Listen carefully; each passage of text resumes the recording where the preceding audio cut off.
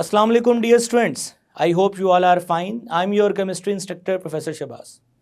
Dear students, आज के इस लेक्चर में हम एसिडिक नेचर ऑफ अल्काइन को डिस्कस करेंगे.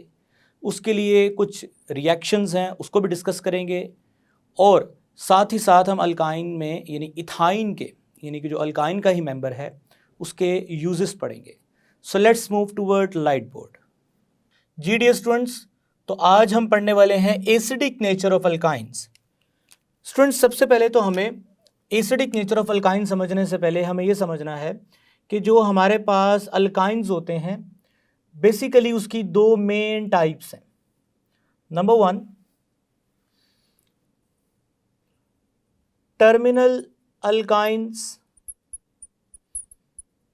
And internal alkynes. स्टूडेंट्स, जो टर्मिनल अल्काइंस होते हैं वो एसिडिक इन नेचर होते हैं. एसिडिक इन नेचर होते हैं. और जो हमारे पास इंटरनल अल्काइंस होते हैं वो नॉन एसिडिक नेचर होते हैं, नॉन एसिडिक इन नेचर होते हैं. अब मैं अगर इसको सादे अल्फाज में बयान करूं तो स्टूडेंट्स एक बात याद रखिए, टर्मिनल अल्काइंस को हम एक और नाम देते हैं, वो है जी वन अल्काइंस का. One alkynes. अब इन्हें क्यों वन अल्काइंस कहते हैं वो हम समझते हैं उसको. सो सबसे पहले तो स्टूडेंट्स आपके सामने एग्जांपल है HC triple bond CCH3. First number पे ही ट्रिपल बॉन्ड है और पहले कार्बन पे ट्रिपल बॉन्ड हो तो हम उसको टर्मिनल अल्काइन कहते हैं या वन अल्काइन कहते हैं. ये ना एसिडिक इन नेचर होता है, उसकी रीज़न मैं आगे बताता हूँ आपको. नॉन एसिडिक इन नेचर यानी इंटरनल अल्काइंस मसलन CH3, C triple bond CCH3. So number one position पे ट्रिपल बॉन्ड नहीं है, 2 पे है, 3 पे है, 4 पे हो सकता है. इंटरनल अल्काइंस इन्हें कहते हैं और ये नॉन एसिडिक इन नेचर होते हैं. अब उसके पीछे रीज़न देखते हैं. स्टूडेंट्स, जो हमारे पास टर्मिनल अल्काइंस होते हैं उनके पास टर्मिनल हाइड्रोजन होता है. सो टर्मिनल हाइड्रोजन क्या है, सबसे पहले तो हमें समझना है. ये कार्बन जो कि sp हाइब्रिडाइज्ड है. अब sp हाइब्रिडाइज होने का मतलब ये है कि स्टूडेंट्स इसमें 50% s करेक्टर है. As we all know that s character के बढ़ने से इलेक्ट्रोनेगेटिविटी ऑफ कार्बन में इजाफा होता है और यहाँ पे कार्बन की जो इलेक्ट्रोनेगेटिविटी है स्टूडेंट्स वो 2.99 है. अब कार्बन की इलेक्ट्रोनेगेटिविटी ज़्यादा होने का मतलब ये है कि वो ज़्यादा बेहतर तरीके से हाइड्रोजन के इलेक्ट्रॉन्स को यानी हाइड्रोजन और कार्बन के जो म्यूचुअल शेयरिंग की वजह से इलेक्ट्रॉन्स बॉन्ड में पाए जाते हैं उसको कार्बन अपनी तरफ ज़्यादा बेहतर तरीके से ड्रैग करेगा ड्यू टू ग्रेटर इलेक्ट्रोनेगेटिविटी. सो उसकी वजह से क्या होगा, इस टर्मिनल पे मौजूद हाइड्रोजन के ऊपर पार्शियल पॉजिटिव चार्ज आएगा. सो ये H प्लस यहाँ से निकलता है और H प्लस अगर यहाँ से निकलता है तो ये सोल्यूशन में जाएगा. और स्टूडेंट्स याद रखिए, सोल्यूशन में जाके ऐसा सोल्यूशन जिसमें H प्लस की कंसंट्रेशन ज़्यादा हो जाए उसकी स्टूडेंट्स pH कम हो जाती है. और pH कम होने का मतलब ये है यानी H प्लस का माइनस लॉग यही होती है pH. जितनी कम pH होगी H प्लस की कंसंट्रेशन उतनी ज़्यादा होगी. अच्छा, pH डायरेक्टली प्रोपोर्शनल है एसिडिक स्ट्रेंथ के, एसिडिक स्ट्रेंथ के या एसिडिक नेचर के.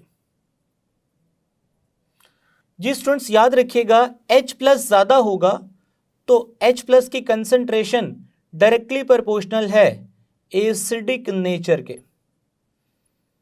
जितनी ज़्यादा किसी भी चीज़ की एसिडिक नेचर रहेगी उसकी pH उतनी कम रहेगी. अब स्टूडेंट्स एक और चीज़ आपको बताना चाहता हूँ यहाँ पे, वो ये है कि एसिडिक नेचर डायरेक्टली प्रोपोर्शनल है Ka. What is Ka? Acidic constant.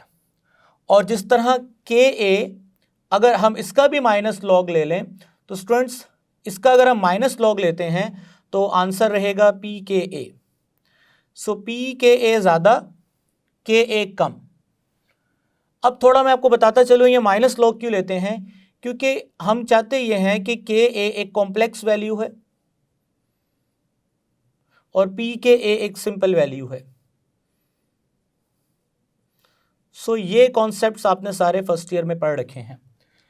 सारा यहाँ पे जो मैं बताना चाहता हूँ आपको, जो कंसेप्ट आपको बताना चाहता हूँ वो यही है कि हमारे पास जिस भी कंपाउंड की pKa वैल्यू, यानी मैं यहाँ पे जो चीज़ बताना चाहता हूँ, जिस भी कंपाउंड की स्टूडेंट्स pKa वैल्यू ज़्यादा रहेगी, याद रखिएगा उसकी Ka वैल्यू कम रहेगी, और जिसकी pKa वैल्यू कम रहेगी उसकी Ka वैल्यू ज़्यादा रहेगी। और एसिडिक स्ट्रेंथ में और pKa वैल्यू में कौन सा रिलेशन है, इनवर्स रिलेशन है।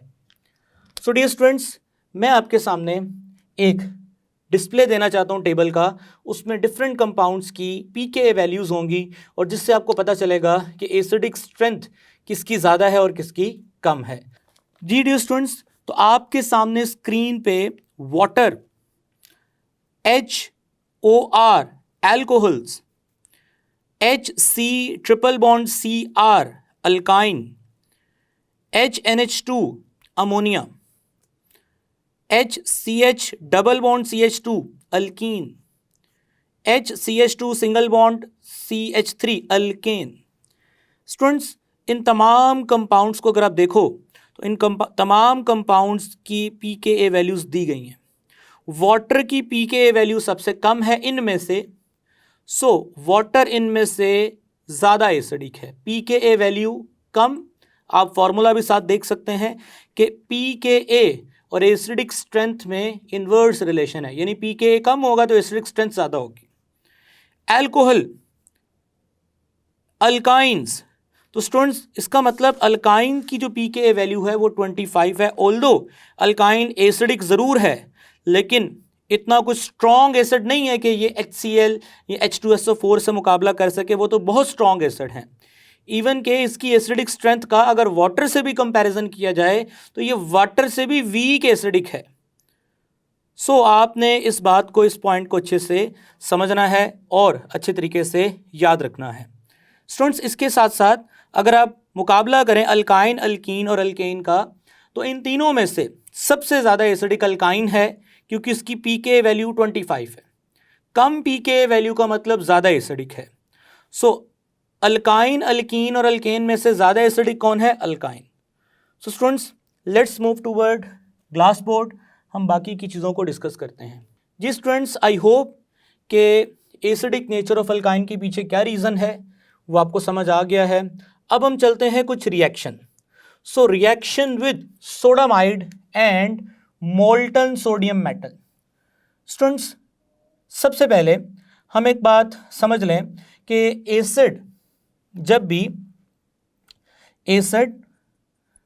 भी किसी मेटल के साथ रिएक्शन करता है तो बदले में साल्ट बनाता है और साथ में कौन सी गैस लिबरेट करता है, हाइड्रोजन गैस। तो स्टूडेंट्स आप यहाँ पे ये रिएक्शन देखें। सबसे पहले ये टर्मिनल से क्या निकलेंगे, H+ निकलेंगे। सोडियम जो कि मेटल है वो क्या करेगी, मेटल इलेक्ट्रॉन लूज करेगी, कितने इलेक्ट्रॉन्स, 2। ये दोनों H+ इलेक्ट्रॉन को वसूल करेंगे और कौन सी गैस में कन्वर्ट होंगे। सो स्टूडेंट्स, सबसे पहले क्या होगा, आप ये सोडियम के लूज करदा इलेक्ट्रॉन ये H+ वसूल करेंगे और कौन सी गैस में कन्वर्ट होंगे, हाइड्रोजन गैस में।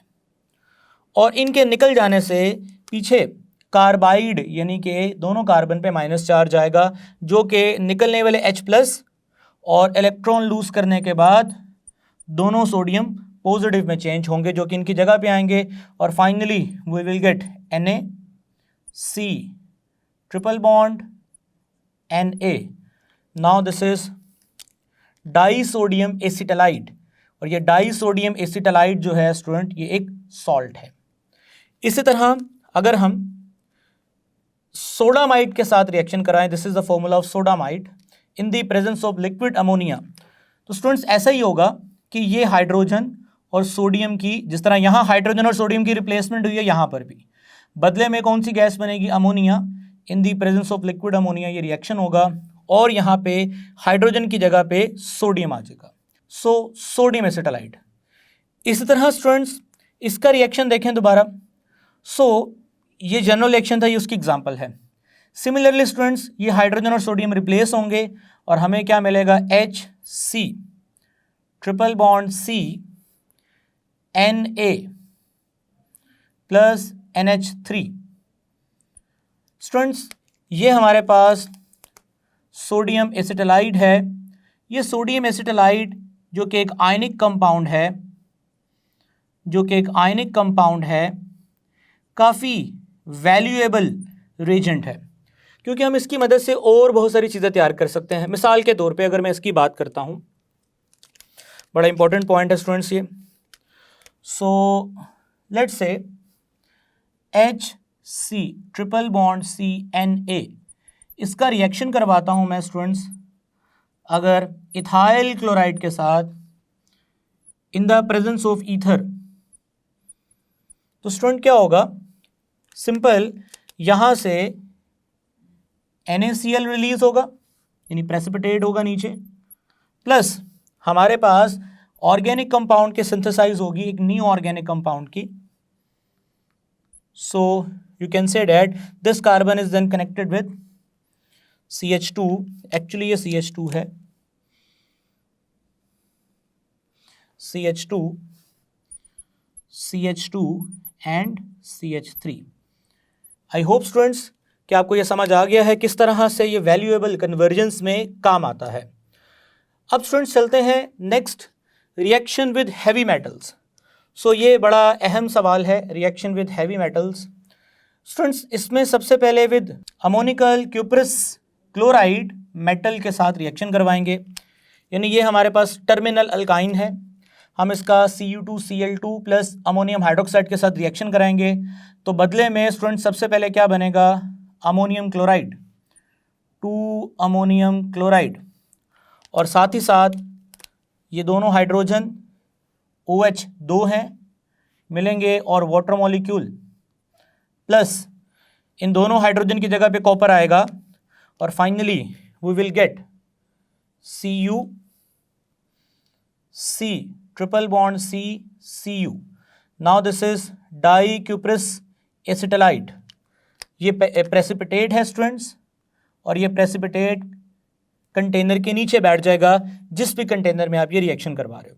स्टूडेंट इस प्रेसिपिटेट का कलर भी आपको याद होना चाहिए, रेडिश ब्राउन प्रेसिपिटेट है, रेडिश ब्राउन प्रेसिपिटेट, जैसे कि आप स्क्रीन पे इसको देख भी सकते हैं। डियर स्टूडेंट्स अब हम चलते हैं next with ammoniacal silver nitrate solution, जिसको हम टोलेंट रेजेंट भी कह सकते हैं। स्टूडेंट्स इसमें क्या होगा, अगेन ये दोनों हाइड्रोजन हाइड्रोक्सिल के साथ मिलेंगे, 2 वाटर मॉलिक्यूल बनेंगे, प्लस अमोनियम नाइट्रेट बनेगा, प्लस और इन दोनों हाइड्रोजन की जगह पे कौन आएगा, सिल्वर, जिससे बनेगा AgC ट्रिपल बॉन्ड CAG। ये भी स्टूडेंट्स PPT हैं, प्रेसिपिटेट्स हैं, और ये कौन से प्रेसिपिटेट्स हैं, वाइट प्रेसिपिटेट्स हैं। तो dear students these reactions are also called precipitation reaction, और अगेन इसकी भी पिक्चर आप स्क्रीन पे देख सकते हैं। स्टूडेंट्स ये रिएक्शन इसलिए भी इंपॉर्टेंट है क्योंकि हम प्योरिफिकेशन सेपरेशन के लिए ये रिएक्शन यूज़ करते हैं। आप कैसे यूज़ करते हैं मैं आपको समझाता हूँ। लेट्स से स्टूडेंट्स मेरे पास एक कंटेनर है, उस कंटेनर में 2 तरह के अल्काइंस हैं। एक अल्काइन टर्मिनल अल्काइन है और एक इंटरनल अल्काइन है। इन इस कंटेनर में मेरे पास 2 अल्काइंस हैं, एक है टर्मिनल अल्काइन और दूसरा है इंटरनल अल्काइंस। अब स्टूडेंट्स जो टर्मिनल अल्काइंस हैं उनके बारे में बताता हूं आपको। कि टर्मिनल अल्काइन जो हैं वी ऑल नो डैट ये एसिडिक हैं, ये इस तरह के प्रेसिपिटेशन रिएक्शन देंगे ड्यू टू टर्मिनल हाइड्रोजन, और जो इंटरनल अल्काइंस हैं वो नॉन एसिडिक हैं। So we can say that इनके पीपीटी रिएक्शन होंगे और इनके पीपीटी रिएक्शन नहीं होंगे जब इनका रिएक्शन करवाया जाएगा with heavy metals like ammoniacal cuprous chloride and ammoniacal silver nitrate solution. तो स्टूडेंट्स मैं चाहता हूं कि मैं टर्मिनल अल्काइंस को इंटरनल अल्काइन से क्या कर लूं, सेपरेट कर लूं।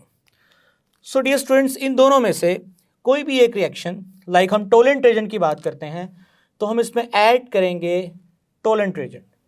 जैसे स्टूडेंट्स टोलेंट रेजेंट ऐड करेंगे तो टोलेंट रेजेंट के ऐड करने पे क्या होगा कि जो हमारे पास टर्मिनल अल्काइंस होंगे उन टर्मिनल अल्काइंस के क्या मिलेंगे, पीपीटी, और जो इंटरनल अल्काइंस होंगे उनके हमें पीपीटीज नहीं मिलेंगे।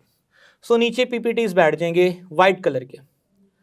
सो स्टूडेंट्स आप उन पीपीटीज को क्या करोगे, सेपरेट करोगे। जैसे ही आप उन पीपीटीज को सेपरेट करोगे, उन पीपीटीज का आपने रिएक्शन करवाना है स्टूडेंट्स किसके साथ, सल्फ्यूरिक एसिड के साथ। जैसे ही आप सल्फ्यूरिक एसिड के साथ रिएक्शन करवाओगे तो ये पीपीटी रिवर्ट यानी कि वापस चले जाएंगे अपने रेलेवेंट टर्मिनल अल्काइन के अंदर। मिसाल के तौर पे आपके सामने अब ये दो पीपीटीज हैं। अगर आप इन दोनों पीपीटीज की बात करें, जी स्टूडेंट्स ये जो आपको टर्मिनल अल्काइन के पीपीटीज मिले हैं अब वो ये पीपीटीज हैं। लाइक फर्ज कर लो यही टर्मिनल अल्काइन है, इसके अंदर हमने इसमें टोलेंट रेजेंट डाला। जैसे टोलेंट रेजेंट डाला तो हमें पीपीटीज मिले और ये पीपीटीज हैं, और इन पीपीटीज का आपने रिएक्शन करवाना स्टूडेंट सल्फ्यूरिक एसिड के साथ तो रिवर्ट हो जाएगा। अब यहाँ पे एक और बात बताता चलो, हमारी किताब में सल्फ्यूरिक एसिड और नाइट्रिक एसिड से रिएक्शन करवाया गया है। सो दोनों में से किसी से भी करवा सकते हैं। तो हम किताब को फॉलो करते हुए AG C triple bond CAG का रिएक्शन करवाने जा रहे हैं स्टूडेंट नाइट्रिक एसिड के साथ। सो जैसे ही हम नाइट्रिक एसिड के साथ रिएक्शन करवाएंगे सो हमें क्या मिलेगा, AgNO3 AgNO3 2AgNO3 प्लस इन दोनों Ag की जगह पे यानी सिल्वर आइंस की जगह पे हाइड्रोजन आ जाएंगे। So we will get revert back terminal alkyne. यानी कि अगर आप ज़रा नोटिस करो, ये अल्काइन था, मैंने ये इसमें ऐड किया, ये पीपीटी बने और नीचे बैठ के इन पीपीटीज को बाहर निकाला या सल्फ्यूरिक एसिड या नाइट्रिक एसिड से। लाइक अगर यहाँ पे सल्फ्यूरिक एसिड से रिएक्शन करवाते हो तो सिल्वर सल्फेट बनेगा फिर, यानी नाइट्रेट की जगह सल्फेट आयन आएंगे। खैर यहाँ पे हमने HNO3 यूज़ किया, नाइट्रिक एसिड, तो सिल्वर नाइट्रेट बना और साथ में हमें एसिटाइलिन मिला। इस तरह से आप एक इस तरह से भी रिएक्शन करवा सकते हैं। लाइक यहाँ पे अगर हम चाहें तो H2SO4 भी लिख सकते हैं। सो अगर H2SO4 लिखेंगे तो स्टूडेंट हमें मिलेगा Ag2SO4 और साथ ही साथ ये दोनों हाइड्रोजन इसकी जगह पे आएंगे और यही प्रोडक्ट हमें दोबारा मिलेगा। सो आई होप स्टूडेंट्स कि ये आपको रिएक्शन समझ आ गया है कि किस तरह से हम पीपीटी को रिवर्स कर सकते हैं। सो अगर मैं आपसे क्वेश्चन करूं जो पेपर में आ सकता है कि आपके पास एक कंटेनर है, उस कंटेनर में एक लिक्विड पड़ा है और एक और कंटेनर है उसमें भी लिक्विड है। अब इनमें से एक लिक्विड ऐसा है जो 1 प्रोपाइन है और एक लिक्विड ऐसा है जो 2 ब्यूटाइन है। डेफिनेटली स्टूडेंट्स 1 प्रोपाइन जो है जैसे कि मैंने बोला टर्मिनल अल्काइन होगा और 2 ब्यूटाइन जो है स्टूडेंट्स वो इंटरनल अल्काइन होगा। दोनों को डिफरेंशिएट करना है तो हम इन दोनों को कैसे डिफरेंशिएट करेंगे, हैवी मेटल के साथ ये जो दो रिएक्शन है कोई एक रिएक्शन परफॉर्म कराएंगे। लाइक टोलेंट रेजेंट हम इसमें ऐड करेंगे। सो TR tolerant Regent, TR tolerant Regent. जैसे स्टूडेंट्स टोलेंट रेजेंट ऐड करेंगे सो टोलेंट रेजेंट के ऐड करने पे जिस कंटेनर में पीपीटी बैठे, लाइक यहाँ पीपीटी बैठ के और यहाँ पीपीटी नहीं बैठे, जिसमें पीपीटी बैठे हैं हम कहेंगे कि वो 1 प्रोपाइन है, और जिसमें पीपीटी नहीं बैठे वो 2 ब्यूटाइन है। सो क्या इन पीपीटीज को हम रिवर्स कर सकते हैं? यस। इन पीपीटीज का स्टूडेंट्स आपने रिएक्शन करवाना है, या तो आपने नाइट्रिक एसिड के साथ या आपने सल्फ्यूरिक एसिड के साथ। सो इस तरह से ये रिएक्शन चलेंगे और ये रिवर्स हो जाएंगे। यहाँ पे जैसे इथाइन है तो यहाँ पे प्रोपाइन मिलेगा। आई होप स्टूडेंट्स कि ये रिएक्शन आपको समझ आ गए हैं।